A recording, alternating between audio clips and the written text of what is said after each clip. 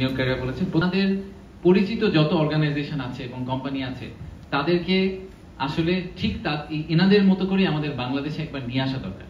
দেয়ার surprise এবং ওনারা মনে করেন যে আমাদের আরো উচিত যে এরকম যারা বাংলাদেশের কথা চিন্তাও করেন নাই বা করা উচিত তাদেরকে আমাদের ধরে ধরে বাংলাদেশে নিয়ে আসা। তো তাহলে মোটা তাকে দুটো পয়েন্ট বলি বিনিয়োগকারীরা বলেছেন। প্রথমটা বলেছেন যারা প্রথমবারের মতো বাংলাদেশে এবার এসেছেন তারা সবাই বলেছেন যে ওনাদের পরিচিত যত অর্গানাইজেশন আছে এবং কোম্পানি আছে তাদেরকে আসলে ঠিক এনাদের মতো করে আমাদের বাংলাদেশে একবার নিয়ে আসা দরকার।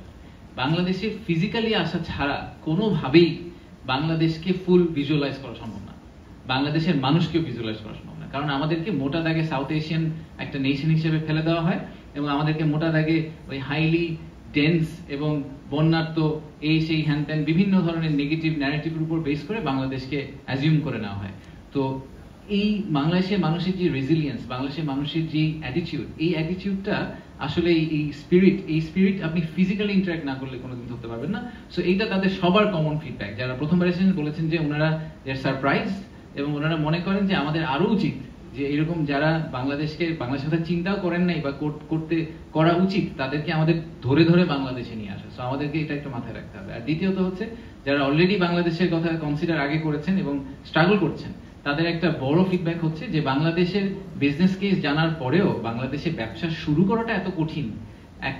একটা ফ্যাক্টরি যদি লাইসেন্স পেতে এবং গ্যাস ইলেকট্রিসিটি কানেকশন পেতে 2 বছর লেগে যায় তো তার বিজনেস কেস তো আসলে আর থাকে না। সো আমাদেরকে ওই ক্লায়েন্টের হ্যান্ড হোল্ডিং এর পিসটাতে আরো অনেক কাজ করতে হবে সরকার থেকে, যাতে তাদের এই এক্সপেরিয়েন্সটা অনেক বেটার হয়।